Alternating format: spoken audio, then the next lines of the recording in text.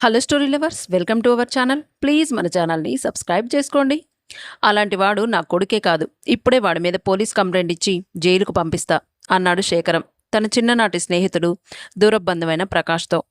ఒరే ఒరేయ్, కాస్త ఆగురా, ఆవేశపడకుండా అసలేం జరిగిందో చెప్పు అన్నాడు వారం క్రిందటే ట్రాన్స్ఫర్ అయి వచ్చిన ప్రకాష్. నీకు తెలుసు కదరా, మాకు పెళ్ళయ్యాక చాలా రోజుల వరకు పిల్లలు పుట్టలేదని. ఎన్నో పూజలు వ్రతాలు మొక్కులు మొక్కితే 15 సంవత్సరాల తర్వాత రాఘవ్ పుట్టాడు. పుట్టాక వాడికి 6 సంవత్సరాల దాకా మాటలు రాలేదు. మాకు మళ్ళీ కంగారు మొదలైంది. అప్పుడు రెండో సంతానంగా హారిక పుట్టింది. హారికకు పుట్టిన సంవత్సరానికే మాటలు వచ్చాయి. దాన్ని చూసి వీడు మాటలు నేర్చుకున్నాడు. కానీ ఇప్పుడు అనిపిస్తుంది అసలు వాడికి మాటలు రాకపోయినా బాగుండేది అని. 7 సంవత్సరాల వయసులో వాడు ముద్దు ముద్దుగా మాట్లాడుతుంటే నేను సరోజ ఎంతో ఉప్పొంగిపోయేవాళ్ళం. కానీ ఇప్పుడు వాడి మాటలు వింటుంటే కడుపులో శూలాలు పెట్టి పొడుస్తున్నట్టుంది అంటూ బాధపడుతున్న శేఖరాన్ని చూసి, బాధపడుకురా అంటూ వణుకుతున్న శేఖరం చెయ్యి పట్టుకున్నాడు ప్రకాశం.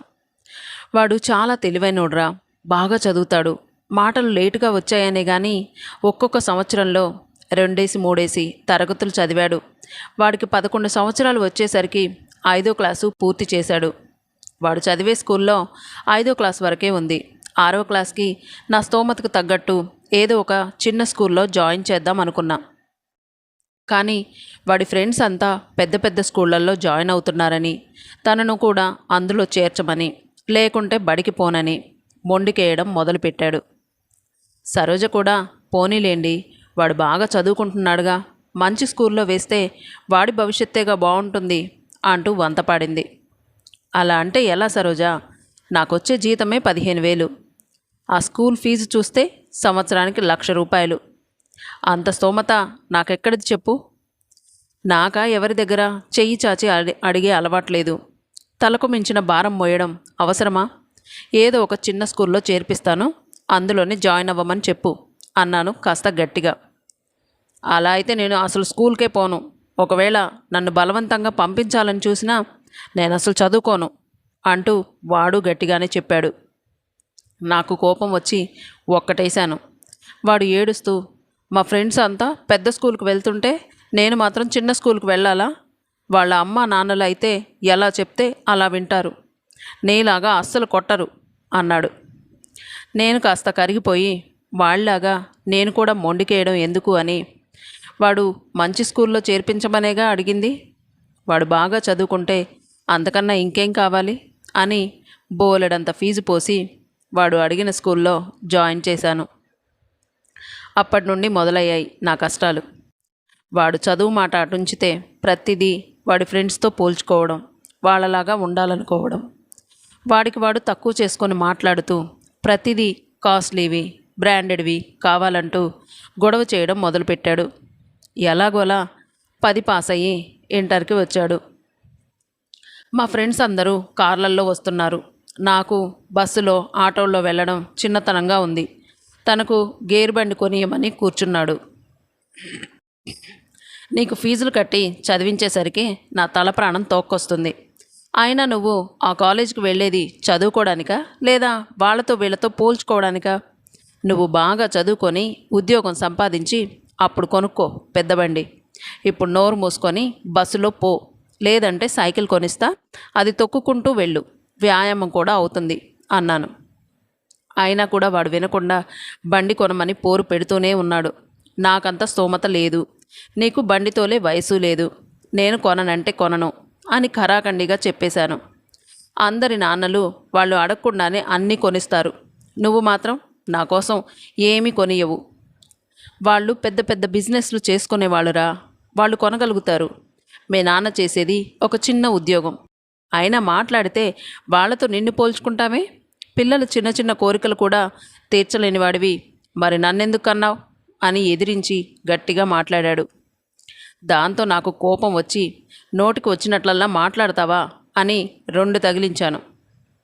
అలిగి అన్నం తినకుండా రూమ్లో డోర్ వేసుకొని కూర్చున్నాడు. వాళ్ళమ్మ వెళ్ళి, రేయ్ రాఘవ, తలుపు తీయరా, అన్నం తిందు గాని అంది.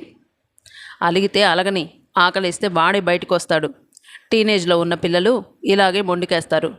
వాణ్ణిప్పుడు దారిలో పెట్టకపోతే ముందు ముందు మన చెయ్యి దాటిపోతాడు. నువ్వేం మాట్లాడకు అన్నాను. వాడు అందరూ పడుకున్నాక అర్ధరాత్రి లేచి బయటకు వచ్చి బీరువాలో ఉన్న నెల జీతం డబ్బులు తీసుకొని ఇల్లు వదిలి పారిపోయాడు. సరోజ ఒకటే ఏడుపు. ఇప్పుడు తగ్గితే వాడు దారిలోకి రాడని, బయట ప్రపంచం చూస్తే అన్నా వాడికి తెలిసొస్తుందిలే అని మనసులో కొడుకు వెళ్ళిపోయాడన్న బాధ ఉన్నా కూడా కామ్గా ఉండిపోయాను. డబ్బులు అయిపోయాక వాడే ఇంటికి వస్తాడులే సరోజ అని సరోజను ఊరుకోబెట్టాను. ఒక 10 రోజులు బాగానే ఉంది. కలలో కొడుకు ఏడుస్తూ కనిపించాడని సరోజ దిగులు పెట్టుకుంది. రోజు పోలీస్ కంప్లైంట్ ఇవ్వమని పోరు పెడుతుంది. నెల రోజులు గడిచాక సరోజ ఏడుపు చూడలేక పోలీస్ కంప్లైంట్ ఇద్దామని బయలుదేరాను. మీ అబ్బాయి హైదరాబాద్లో ఒక మెకానిక్ షాప్లో బండ్లు తుడుస్తూ కనిపించాడండి. ఎలా ఉండేవాడు, ఎలా అయిపోయాడు అని చాలా బాధేసింది అని చెప్పి ఆ షాప్ అడ్రస్ ఇచ్చాడు తెలిసిన అతను. సరోజ వెళ్ళి వాడిని తీసుకొని రండి అంది ఏడుస్తూ. రాఘవ్ని ఇంటికి తీసుకొని వచ్చాను. ఇంటికి వచ్చాక కొన్ని రోజులు బాగానే ఉన్నాడు. మళ్ళీ మామూలే. ఈసారి సరోజ తన గొలుసు అమ్మి బండి కొనిచ్చింది. ఆ బండి మీద వెళ్ళి వాడు యాక్సిడెంట్ చేసుకొని వచ్చాడు. పెద్ద బండి కనుక వీడికేం కాలేదు. అవతల వాడికి కాలు ఫ్రాక్చర్ అయ్యింది. వాడు పోలీస్ కంప్లైంట్ ఇచ్చాడు. వాడి హాస్పిటల్ ఖర్చు, మళ్ళీ వీడిని విడిపించడానికి నాకు ఇంకో ఖర్చు, 2 అయ్యాయి. అట్టెసర మార్కులతో ఎలాగోలా ఇంటర్ అయ్యింది అనిపించాడు. ఎంసెట్లో ర్యాంక్ రాలేదు. డొనేషన్ కట్టి ఇంజనీరింగ్లో జాయిన్ చేయమని గొడవ పడ్డాడు. నువ్వు చదివే చదువుకి డిగ్రీనే ఎక్కువ, మళ్ళీ ఇంజనీరింగ్ ఎందుకు, డిగ్రీలో జాయిన్ అవ్వు అన్నాను. మాట్లాడితే అందరు నాన్నలు డొనేషన్లు కట్టి చదివిస్తున్నారు, నువ్వు మాత్రం ఏమీ చెయ్యవు అంటాడు. వాళ్ళ నాన్నలు బాగా డబ్బున్న వాళ్ళురా, కాబట్టి కడతారు. మరి నీ డిపార్ట్మెంట్ కూడా అలాంటిదేగా. రెవెన్యూ డిపార్ట్మెంట్లో ఒక్కొక్కడు ఎంత సంపాదిస్తున్నాడో చూడు. నీలాగా మడి కట్టుకొని ఎవరూ కూర్చోరు. ఒక్కొక్కడికి కారు బంగ్లాలు ఉన్నాయి. నీ వల్ల మాకు ఏం ఒరిగింది, ఇంట్లో దరిద్రం తప్ప అని నోటికి ఎంతొస్తే అంత మాట్లాడుతున్నాడు. మళ్ళీ గట్టిగా మాట్లాడితే ఇంట్లో నుంచి వెళ్ళిపోతాడేమో అని భయపడుతుంది సరోజ. ఇక చేసేదేం లేక ఎడ్యుకేషన్ లోన్ తీసుకొని ఇంజనీరింగ్లో చేర్పించాను. చదువు పక్కన పెట్టి మందు, సిగరెట్లు, బెట్టింగులు, చేయకూడని అడ్డమైన పనులన్నీ అలవాటు చేసుకున్నాడు. మందు సిగరెట్ల కన్నా కూడా ఆ బెట్టింగులు మహా డేంజర్. ఫ్రెండ్స్తో కలిసి ఆ బెట్టింగుల కోసం ఎక్కడ డబ్బు దొరికినా పట్టుకెళ్తున్నాడు. ఊర్లో బంధువులకు ఫోన్ చేసి మా నాన్న డబ్బులు ఇవ్వమన్నాడని చెప్పి ఎక్కడ డబ్బు ముట్టినా అడిగి తీసుకెళ్తున్నాడు. మళ్ళీ వాళ్ళు నాకు ఫోన్లు చేసి చెప్పేదాకా ఆ విషయం తెలియడం లేదు. నాకు తెలియకుండా వాడికి డబ్బులు ఇవ్వద్దు అని డైరెక్ట్గా వాళ్ళకే చెప్పాను. ఎన్ని రోజులని దాచిపెడతాం? వీడి వల్ల నాకు ఏదో ఒకరోజు తలవంపులు కలిగే పరిస్థితి ఏర్పడుతుంది. అదేదో ముందే చెబితే అందరికీ అర్థమవుతుంది కదా. వీడి వల్ల నేను మన ఊరికి కూడా వెళ్ళలేకపోతున్నాను. వాడు చెయ్యి దాటిపోతున్నాడని అర్థమవుతుంది. ఇంట్లో ఏ వస్తువు దాచిపెడదామన్నా వాడి గురించి భయపడాల్సిన పరిస్థితి. పిల్ల పెళ్లి కోసమని దాచిన డబ్బు, నగలు అన్నీ బ్యాంక్ లాకర్లో పెట్టేశాను. కొరకరాని కొయ్యగా మారాడు వాడు నాకు. ఇలాంటి వాడిని ఏం చేస్తే దారిలోకి వస్తాడ్రా? పోలీస్ కంప్లైంట్ ఇవ్వడం ఒక్కటే మార్గం అనిపిస్తుంది. వాళ్ళైనా 4 తగిలించి బుద్ధి చెప్తారేమో అన్నాడు శేఖరం ప్రకాష్తో. నాకెందుకో నువ్వు తొందరపడుతున్నావేమో అనిపిస్తుందిరా. నిదానంగా ఆలోచించు. అసలే చదువుకునే పిల్లాడు. ఇలా పోలీస్ స్టేషన్లు అంటూ తిరిగితే రేపు వాడి భవిష్యత్తు ఏం కాను? అలా వదిలేస్తే ఇప్పుడు మాత్రం వాడి భవిష్యత్తు బాగుందారా?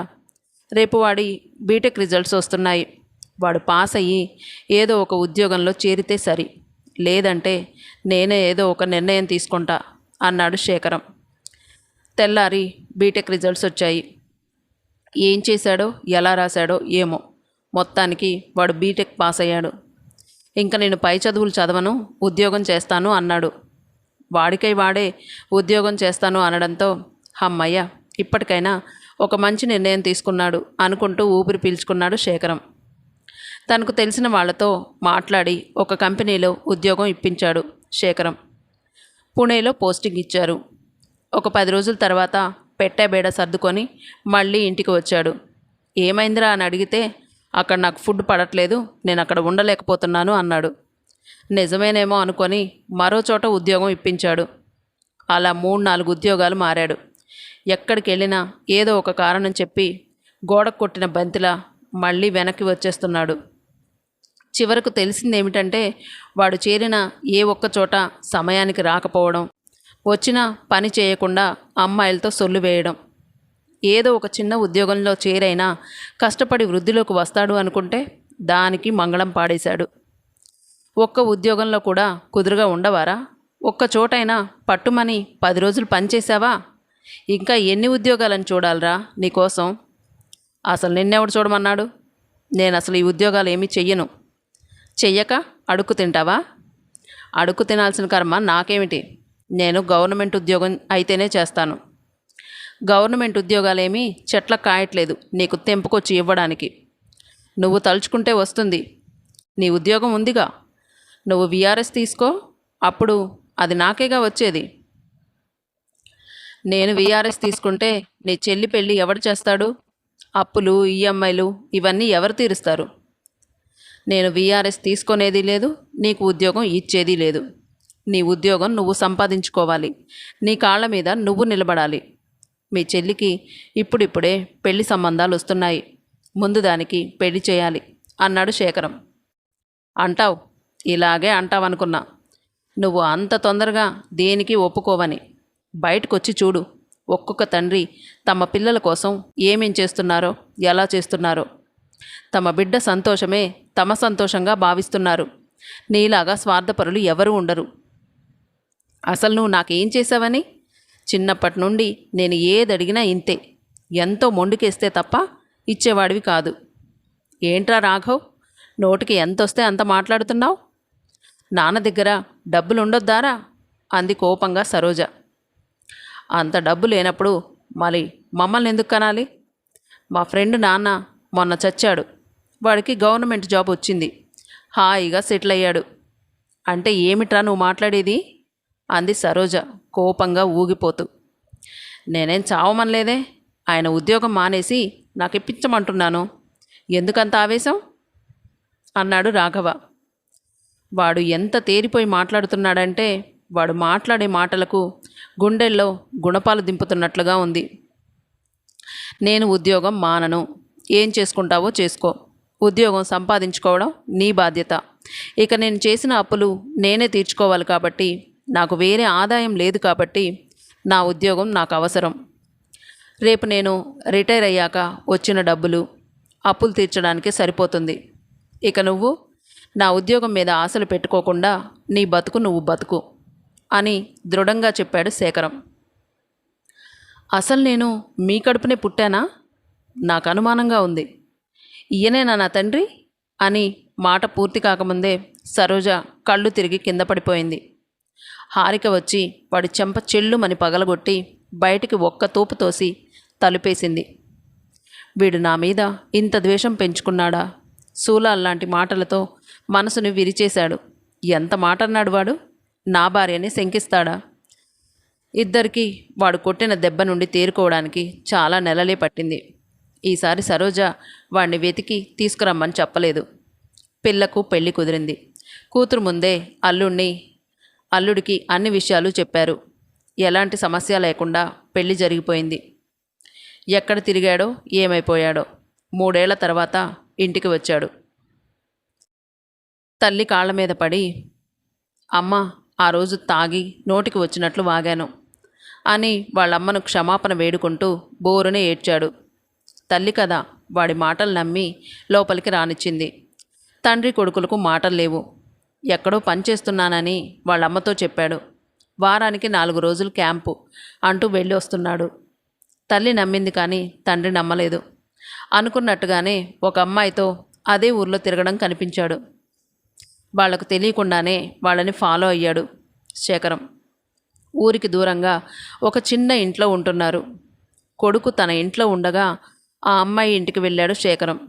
తలుపు కొట్టి, సుధాకర్ గారు ఉన్నారా అమ్మా అని అడిగాడు. ఇక్కడ అలాంటి వారెవరూ లేరండి అంది ఆ అమ్మాయి. కాస్త మంచినీళ్ళు ఉంటే ఇస్తావా అమ్మా అని అడిగాడు. అలాగే బాబాయ్ గారు, కూర్చోండి తెచ్చిస్తాను అంది ఆ అమ్మాయి. ఇల్లంతా చూశాడు. ఒక్కటే చిన్న గది. సామాను ఏమీ లేదు. దరిద్రం తాండవిస్తుంది. ఆ అమ్మాయి మంచినీళ్లు తెచ్చి ఇచ్చింది. మీ వారు ఏం చేస్తుంటారమ్మా అంటూ మెల్లిగా వాళ్ళ వివరాలు అడిగాడు. నా పేరు సుజాత అండి. నాకు అమ్మా నాన్న చిన్నప్పుడే చనిపోయారు. నేను మా మేనమామ దగ్గర పెరిగాను. మా ఇంటికి దగ్గరలో ఉన్న కంపెనీలో మా వారు పనిచేసేవారు. అక్కడ ఆయనతో పరిచయం అయ్యి ఇంట్లో వాళ్లకు చెప్పకుండా గుడిలో పెళ్లి చేసుకొని ఇక్కడికి వచ్చాం. మరి మీ వారి అమ్మానాన్నలకు ఈ విషయం చెప్పారా? చెప్పామండి. కానీ వాళ్ళింట్లో కూడా ఒప్పుకోకుండా ఆయన్ని బయటికి గెంటేశారట. పాపం ఆయన నా కోసం చాలా కష్టపడుతున్నాడు. ఈ మధ్య ఇంటికి కూడా సరిగ్గా రావట్లేదు. కంపెనీలో పని ఎక్కువగా ఉన్నట్టుంది అంది అమాయకంగా. ఆ అమ్మాయిని చూస్తుంటే చిన్నపిల్లలాగా ఉంది. ఒక 16 సంవత్సరాలు ఉంటాయేమో. కడుపుతో ఉన్నట్టుంది. వాడి వాలకం చూస్తుంటే మోజు తీరాక ఈ అమ్మాయిని వదిలించుకోవాలని చూస్తున్నట్టున్నాడు. అందుకే ఈ మధ్య ఇంట్లోనే ఎక్కువగా ఉంటున్నాడు. ఆ పెళ్ళికి ఎలాంటి సాక్ష్యాలు లేవు. ఒక ఫోటో కానీ వీడియో కానీ ఏమీ లేవు. ఆ అమ్మాయి వాళ్ళ అత్త పెట్టే కష్టాలు భరించలేక వీడు కాస్త ప్రేమ మాటలు మాట్లాడేసరికి వీడిని నమ్మి వీడితో వచ్చినట్టుంది. ఆ అమ్మాయి జీవితం నాశనం కావడానికి వీల్లేదు అని అనుకుంటూ ఇంటికి వెళ్ళి విషయం మొత్తం సరోజకు చెప్పాడు. సరోజ కొయ్యబారిపోయి నిలబడి చూసింది. ఆ అమ్మాయి మన ఇంటి కోడలు. ఆమె కడుపులో పెరిగే బిడ్డ మన వంశాంకరం. ఎట్టి పరిస్థితుల్లోనూ వీడి వల్ల ఆ అమ్మాయి బ్రతుకు నాశనం కావడానికి వీల్లేదు. మంచి రోజు చూసి కోడల్ని ఇంటికి తీసుకొని వద్దాం అని చెప్పి ఆఫీస్కి వెళ్ళిపోయాడు శేఖరం. మరుసటి రోజు సరోజ, శేఖరం కొన్ని పండ్లు, స్వీట్స్ తీసుకొని ఆ అమ్మాయిని చూడ్డానికి వెళ్ళి జరిగింది మొత్తం చెప్పారు. సుజాత ఏడ్చింది. చూడమ్మా, మేము ఇక్కడికి వచ్చిపోయినట్టు రాఘవకు చెప్పకు. ఈ నెల 21వ తేదీన మంచి రోజట. మేము ఆ రోజు నిన్ను తీసుకొని వెళ్ళి అందరికీ మా కోడలిగా పరిచయం చేస్తాం అని చెప్పి ఇంటికి వస్తూ వీడి కాకమ్మ కబుర్లు నమ్మి పాపం ఆ పిల్ల నిజమనుకుంది. తను కూడా మన కూతురులాంటిదే. ఆ అమ్మాయికి అన్యాయం జరగడానికి వీల్లేదు అని పదే పదే చెప్తున్నాడు శేఖరం. తరువాత రోజు ఆఫీస్ నుండి వస్తున్న శేఖరం స్కూటర్ అదుపు తప్పి కింద పడిపోయాడు. పెద్దగా దెబ్బలేమీ తగల్లేదు. కానీ శేఖరం స్పృహలో లేడు. అక్కడ చుట్టుపక్కల ఉన్నవాళ్లు చూసి అంబులెన్స్కి ఫోన్ చేసి చెప్పారు. శేఖరం హాస్పిటల్లో జాయిన్ అయ్యాక విషయం తెలుసుకున్న సరోజ, రాఘవ్, హారిక ముగ్గురు హాస్పిటల్కి వచ్చారు. సరోజ బోరున ఏడుస్తుంది. హారిక సరోజని ఊరుకోబెడుతుంది. రాఘవ్ అక్కడే డోర్ దగ్గర నిలబడి చూస్తున్నాడు. డాక్టర్ వచ్చి అతనికి బీపీ, షుగర్ లాంటివి ఉన్నాయా అని అడిగాడు. ఉన్నాయని చెప్పాడు రాఘవ్. అతను 2-3 రోజుల నుంచి బీపీ టాబ్లెట్లు వేసుకోవట్లేదు. అందువల్లే బీపీ డౌన్ అయిపోయి కింద పడ్డాడు. ఆయన కోమాలోకి వెళ్ళిపోయారు. మళ్ళీ స్పృహలోకి రావచ్చు, రాకపోవచ్చు. ఎన్ని రోజులు అనేది మేం కూడా చెప్పలేము అన్నాడు డాక్టర్. శేఖరం అలా జీవోత్సవంలా పడి ఉండడం చూసిన సరోజ, హారిక పెద్దగా ఏడ్చారు. బంధువులు, ఆఫీస్ స్టాఫ్ అంతా వచ్చి చూసిపోతూ ఆయన మంచితనం గురించి మాట్లాడుతూ ఉన్నారు. రాఘవ్ ఇంటికి వెళ్తుండగా వీధిలో ఉండే మెడికల్ షాప్ అతను చూసి, మీరు శేఖరం గారి అబ్బాయి కదా అన్నాడు. అవును అన్నాడు రాఘవ్. మీ నాన్నగారు ప్రతి నెల బీపీ, షుగర్ టాబ్లెట్లు నా దగ్గరే తీసుకుంటారు. నేను డిస్కౌంట్లో ఇస్తానని మొన్న నేను ఊరు వెళ్ళడం వల్ల 4 రోజులు షాప్ బంద్ చేశాను. నాకు తెలిసి ఆ టాబ్లెట్స్ ఇప్పటికే అయిపోయే ఉంటాయి. ఆయన వేరే ఏ షాప్లోనూ తీసుకోరు. అలా ఉండొద్దండి, చాలా డేంజర్ అని చాలాసార్లు చెప్పాను. అయినా కూడా ఆయన నవ్వి ఊరుకునేవారు. ఇదిగోండి, ఈ టాబ్లెట్స్ మీ ఇంటికే తెస్తున్నాను, తీసుకెళ్ళి ఆయనకివ్వండి అని అన్నాడు. ఇప్పుడు అవసరం లేదండి, ఆయన హాస్పిటల్లో కోమాలో ఉన్నారు. అయినా ఆ టాబ్లెట్స్ కూడా అయిపోలేదు. నేను మొన్న ఆ షీట్ చూశాను. అందులో ఇంకో 5-6 టాబ్లెట్స్ ఉన్నాయి అని చెప్పి వెళ్ళిపోయాడు రాఘవ్. ఒక వారం తర్వాత సరోజకు సుజాత విషయం గుర్తొచ్చి వెంటనే వాళ్ళ ఇంటికి వెళ్ళి ఇంటికి తీసుకొని వచ్చింది. తల్లి కొడుకులకు మాటలు లేవు. రాఘవ్ కూడా ఏమీ అనలేకపోయాడు. తను కడుపుతో ఉందని చిన్నగా వదిలించుకుందామని చూశాడు. అందుకే ఆమె దగ్గరికి వెళ్ళడం కూడా బంద్ చేశాడు.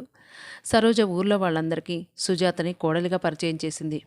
ఒక మంచి ముహూర్తం చూసి వారిద్దరికీ గుడిలో పెళ్లి కూడా చేసింది. అయ్యో! భర్త అలాంటి పరిస్థితుల్లో ఉంటే ఇప్పుడు ఈ పెళ్లి చేయడం అంత అవసరమా? అని ఊర్లో వాళ్ళందరూ అన్నా కూడా తను పట్టించుకోలేదు. పైగా కడుపుతో ఉంది. వాడు ఎక్కడ ఈ అమ్మాయిని వదిలేస్తాడోనన్న భయంతో తన కొడుకు పెళ్లికి సాక్ష్యాలు ఉండాలని ఫోటోలు, వీడియోలు తీయించింది.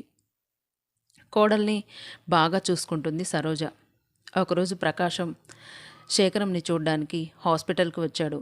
రాఘవ్తో, మీ నాన్న నీ గురించి చెబుతూ చాలాసార్లు నా దగ్గర బాధపడ్డాడ్రా. వాడికి చదువు అంటే ప్రాణం. చిన్నతనంలోనే అందరి ఇళ్లల్లో పనులు చేస్తూ పస్తులుంటూ కష్టపడి చదువుకున్నాడు. వాడి కష్టానికి తగ్గట్టు ఎలాగో ఆ గవర్నమెంట్ ఉద్యోగం వచ్చింది. ఉన్నంతలో హాయిగా బ్రతుకుదామనుకున్నాడు. శేఖరం కడుపున పుట్టినవాడు కూడా శేఖరంలాగే ఉండాలి. వాడి పెంపకానికి ఎటువంటి మచ్చ తీసుకురావద్దు. మీ నాన్నలాగే నువ్వు కూడా బాగా కష్టపడి మంచి పేరు తెచ్చుకోవాలి. అదే నువ్వు వాడికిచ్చే బహుమానం అని చెప్పాడు ప్రకాశం. అందరూ శేఖరం మంచితనం గురించి మాట్లాడుతుంటే రాఘవ్లో కొద్దిగా మార్పు రావడం స్టార్ట్ అయింది. శేఖరం సర్వీస్లో ఉండగా ఇలా జరిగింది కాబట్టి ఆఫీస్ స్టాఫ్ అంతా కలిసి ఆ ఉద్యోగం రాఘవ్కి ఇప్పించారు. ఆఫీసులో కూడా ప్యూన్తో సహా శేఖరం మంచితనం గురించి మాట్లాడుతుంటే రాఘవ్లో పూర్తిగా మార్పు వచ్చింది. ఒకరోజు రాఘవ్ తన తండ్రి బీరువా సర్దుతుండగా ఒక డైరీ కనిపించింది. అందులో వడ్డీ లెక్కలు, ఎవరెవరికి ఎంత బాకీ ఉంది, తనకొచ్చే ఆదాయం, ఖర్చులు, అప్పుల గురించి రాసుంది. అందులో ఇవే కదా రాసుండేదని సరోజ కూడా పెద్దగా పట్టించుకోలేదు. డైరీ అంతా చూసి మళ్ళీ లోపల పెడుతుండగా అటు మూలగా తండ్రి బట్టలు ఆ రోజు హాస్పిటల్లో నర్స్ తీసుకొచ్చి రాఘవ్కి ఇచ్చింది. అవి అలాగే బీరువా లోపల పెట్టేశాడు. సుజాతకు చెప్పి ఉతికిద్దామని బయటికి తీశాడు. జేబులో ఏదో ఒక లెటర్ ఉంది. తీసి చదివాడు. తండ్రి కోమాలోకి వెళ్ళడానికి ముందు రోజు డైరీలో రాసుకున్న కాగితాలవి. ఆ డైరీ ఆఫీస్లో నాన్నగారు డెస్క్లో ఉంటుంది. రాఘవ ఆ డైరీని తీసి చదివాడు. అందులో తన చిన్నప్పటి సంగతుల నుండి సుజాతకు అన్యాయం చేసే వరకు రాసి ఉంది. రాఘవ అవన్నీ చూసి పెద్దగా ఆశ్చర్యపోలేదు. కానీ సుజాత విషయం నాన్నగారికి ముందే తెలిసిందన్నమాట అని అనుకున్నాడు. తర్వాత ఆ డైరీలో 2 పేజీలు చింపినట్టుగా కనిపించాయి. ఎందుకో శేఖరంకి ఆ డైరీ రాసుకున్నాక ఆ 2 పేజీలు అలా రాయడం నచ్చలేదు. చింపి బయట పారేద్దామనుకున్నాడు. కానీ అనుకోకుండా అవి అలా పాకెట్లో ఉండిపోయాయి. ఆసక్తిగా చదవడం మొదలుపెట్టాడు రాఘవ్. భగవంతుడా, నేను చేస్తున్న ఈ పని సరైనదో కాదో నాకు తెలీదు. నాకు న్యాయం, ధర్మం అనిపించి చేస్తున్నాను. నా కొడుకు ఎలాగో భ్రష్టు పట్టిపోయాడు. ఇంక నేను వాణ్ణి బాగు చేయలేను. దిక్కు ముక్కులేని పిల్లకు ఆశలు కల్పించి పెళ్లి పేరుతో మోసం చేసి వదిలేస్తున్నాడు. పాపం సుజాత అమాయకురాలు. వీడిని నమ్మి పూర్తిగా మోసపోయింది. పైగా కడుపుతో ఉంది. వీడు ఇంకా ఎంతమందిని ఇలా మోసం చేస్తాడో తెలియదు. కళ్ళు ఎదురుగా ఉన్న సుజాత, ఆమె కడుపులో పెరుగుతున్న బిడ్డ నా వంశానికి చెందింది.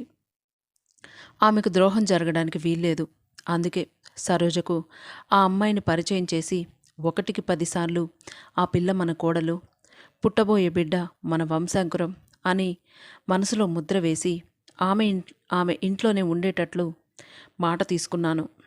నేను ఇంకా సర్వీస్లోనే ఉన్నాను కాబట్టి నేను చనిపోతే ఆ ఉద్యోగం నా కొడుక్కి ఇస్తారు.